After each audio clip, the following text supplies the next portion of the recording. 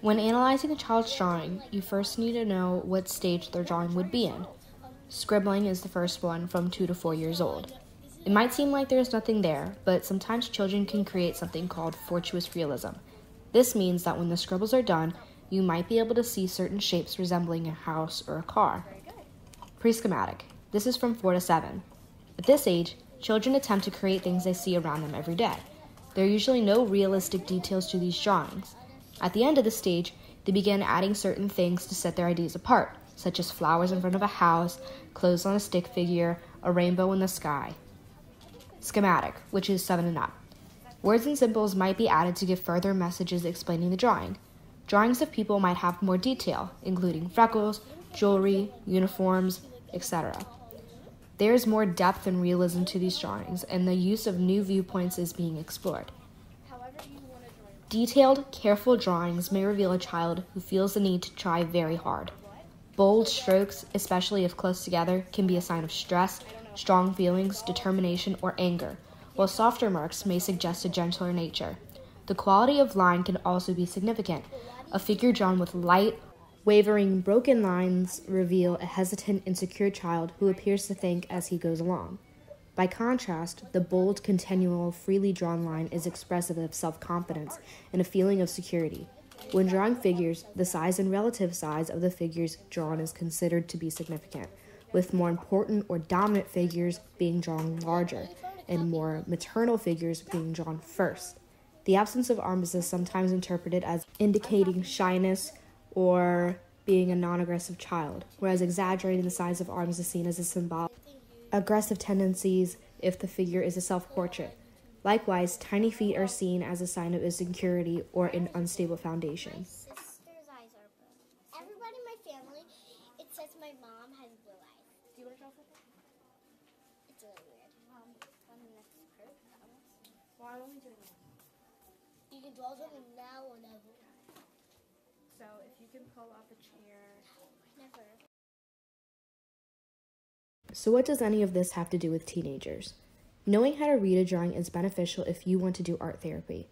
I'm going to show 6 drawings that I did while I was in therapy, and some of them I decided to turn in to class for a grade and completely finish them, and others were just scribbles. So these are obviously just scribbles that I drew. When you're drawing for therapy, you don't just sit down and have a plan like a normal piece of art, you just start to draw. I drew these while I was talking, and you can tell which days were better and which days I was having a hard time. Drawing scribbles in art therapy is a purely biological act because when you are talking, you are not paying attention to what you are drawing and you are releasing different chemicals in the brain that help release stress and produce serotonin.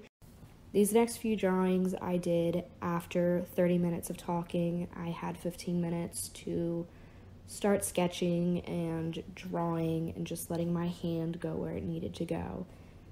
These were more cognitive and sociocultural because I am actively thinking about how I am feeling and how situations around me are directly impacting me. When I talk about art therapy, I usually point out this picture. This picture I drew when I was pretty down. I felt like everyone was pulling me in different directions, and it's pretty literal, but my original sketch, which I do not have a picture of, was a lot more abstract, and so being able to take something that came from so much emotion and make it into a piece of art is another form of therapy where you feel like you've accomplished something, that something negative has come to something positive in your life. Art therapy is something that we all do. When we are bored in a lecture and you do a little doodle, you are releasing serotonin and keeping yourself occupied. You are giving yourself art therapy. If we can implement art therapy into our lives and have more people learn how to read drawings, kids and adults will be able to use it in their everyday lives. Owen, are you finished with this cookie? Okay. That's not mine. Okay. Okay. Do you believe that children's drawings have any meaning? With color choices, the way the figures are drawn, or space? Can I get some water? Color snack? Yes, I do. I think if a child Can I get some is water? happy, they will draw. Yes, guys, get back to reading. Are you finished with this? Or do you have any problem at home, or if they're angry, they could do something different. They could space people out further. They could leave somebody out. They don't want that person. When those two get back. Yeah. Back to reading. Coloring No, too. Wilson. You know, if they're coloring hard, maybe Back to reading, they could guys. be angry in that moment. Wilson, get out of the Yeah. picture.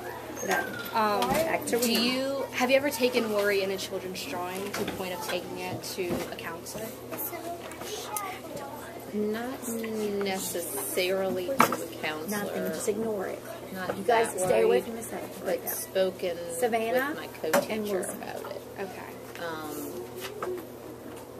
More about Who's doing the right thing? I'm going to see people doodling reading. on Oh, a word, Louise is doing the right not thing. a drawing Yeah, that was something scary, not Shut that I the door can and think there's of, but the doodling part, thinking that Wilson, there could be an keep the music intentional on, problem please. or something else going on.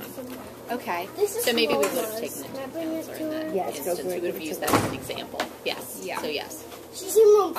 Okay. When evaluating a child to see if they are eligible to come to Country Day or not, are drawings something that they look at? Okay, and is, like, what do they look for in the drawings? Yes, and I do that actually for the admissions with the kids coming in to kindergarten, and we're looking for just to see Savannah. just anything. I mean, just to see if they can follow directions, to Yeah. see if they have the skills, if they can do the shapes, if they have all the parts of the face or the body.